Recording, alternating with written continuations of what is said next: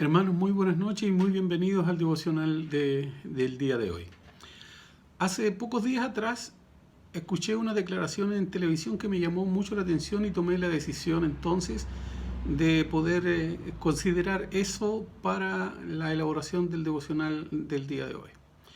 Hay un teólogo, don Omar Cortés Gaibur, que tiene una declaración que a mí me llama mucho la atención, porque él es un teólogo evangélico, fue pastor, ya está jubilado, aún así sigue siendo pastor, y precisamente por eso es que me llamó mucho la atención lo que él manifestó y que la televisión lo reprodujo. Dice así en parte de una declaración que él hizo a el diario The Clinic. Omar Cortés Gaibur estaba viendo el matinal de Bienvenidos cuando contesta el celular. En un tono severo, comenta que acaba de aparecer un senador de la República asegurando que el coronavirus es un castigo de Dios. Yo, que soy teólogo y creyente, me hago ateo inmediatamente si es la razón por la que tenemos una epidemia. ¿Qué Dios más caprichoso y perverso?, dice con tono irónico. Y eso lo dice en Canal 13 sin que nadie repare lo absurdo.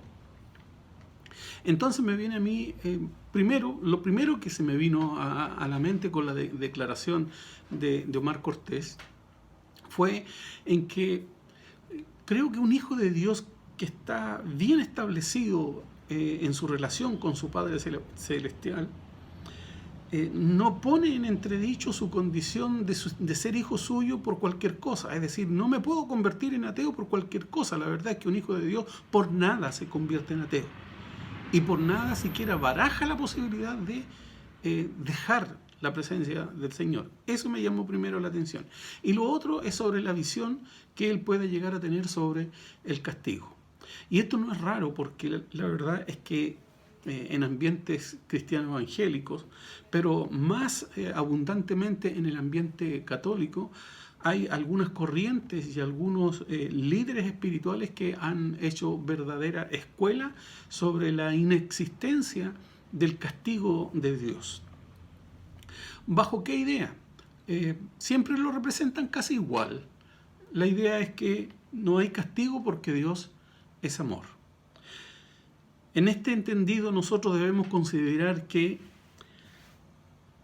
no hay ausencia de castigo, pero que también por el otro lado no podemos considerar que todo lo que nos ocurre es un castigo de Dios.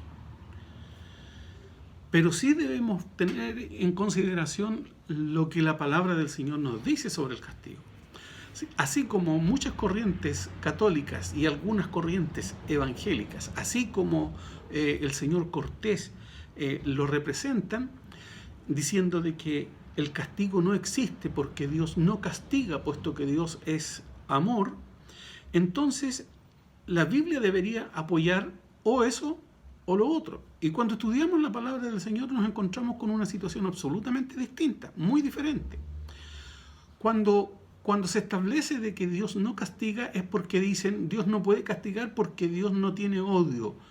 Y hacen una relación entre lo que es castigo y odio.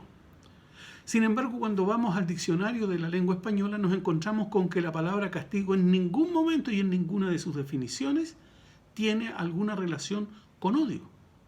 No están presentes los dos elementos, para nada. Pero sí, cuando vamos a la palabra del Señor nos encontramos con algunos pasajes que nos dan absoluta claridad sobre el punto.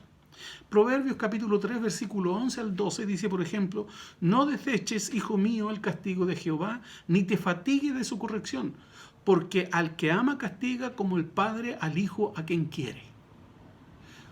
En este momento seguramente a ustedes se le están viniendo una serie de textos bíblicos a su cabeza, a su recuerdo, y que apoyan esta misma idea que yo acabo de presentarles aquí. Y no solo aquí, porque son muchos. La Biblia es abundante en información sobre esto, que parece que quienes piensan como ya lo determinábamos antes, no han leído nunca su Biblia, o no han leído nunca una Biblia. En 2 de Samuel 7, 14 y 15 dice: yo le seré a él padre, y él me será a mi hijo, y si él hiciere mal, yo le castigaré con vara de hombre y con azotes de hijos de hombres. Esta es una expresión que vierte el Señor a través del profeta, dirigiéndose a David, que había querido construirle casa al Señor, y él le dice: no serás tú que me construirás casa, yo te construiré casa a ti. Y se refiere a cómo él va a resguardar el hecho de que la generación real, la familia real va a permanecer, y él va a organizar todo lo que corresponde al que va a seguirle posteriormente a su muerte, que era Salomón. Y con respecto a Salomón es que dice esto: vara de hombre y con azote de hijo de hombre, si él lo requiriere. ¿Por qué? Porque es su hijo. Job también dice lo siguiente, refiriéndose al hombre. Dice: es castigado también con dolor en su lecho y con queja continua en sus huesos. Esto nos lleva de alguna manera el pensamiento a redirigirlo hacia la situación que le ocurría a David cuando pecó. David: se envejecieron mis huesos en mi gemir todo el día, y él manifiesta un verdadero estado de enfermedad que le había provocado el pecado. Ahora, ¿qué le produjo ese dolor, ese castigo, esa herida que tenía a David? ¿Su conciencia? ¿Su conciencia lo estaba disciplinando? No, es Dios. Es Dios el que estaba disciplinando a David por su pecado. Dice posteriormente el libro de Apocalipsis, un pasaje bien cortito pero muy elocuente: yo reprendo y castigo a todos los que amo. Sé pues celoso y arrepiéntete. Y por si todo esto fuera poco, de manera rápida nos damos cuenta, por ejemplo, Acán desobedeció, y las consecuencias fueron terribles para todo el pueblo. Dios castigó a todo el pueblo por el pecado de Acán. Tenemos la rebelión de Coré. Coré fue consumido por la tierra, junto con todos los que se habían levantado contra Moisés.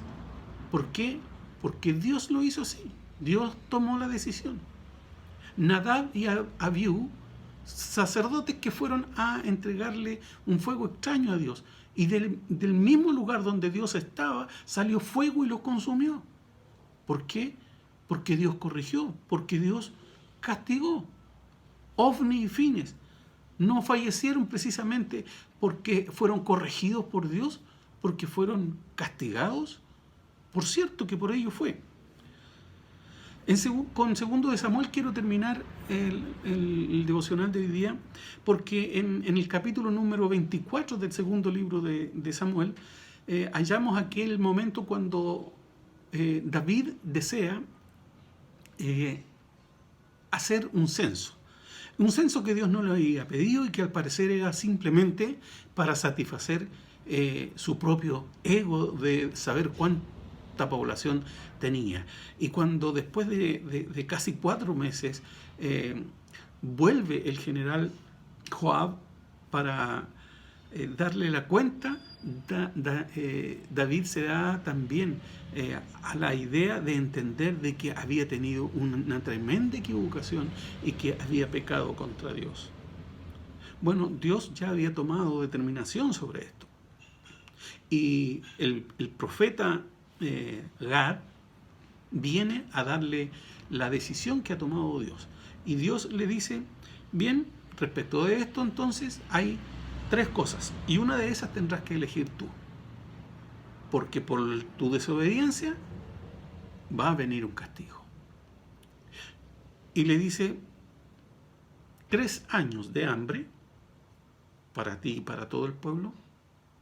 Perdón, 7 años de hambre son. Luego pueden ser 3 meses ser perseguido por tus enemigos. Y en tercer lugar, 3 días de pestilencia para ti y para el pueblo.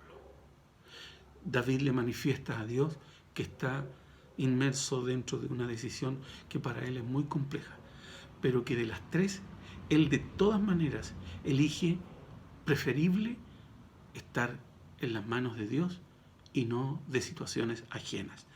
Y dice el pasaje, ruégote que caiga en la mano de Jehová, porque sus misericordias son muchas, y que no caiga yo en manos de hombres. Esa es la forma en que un hijo de Dios ve el castigo de Dios.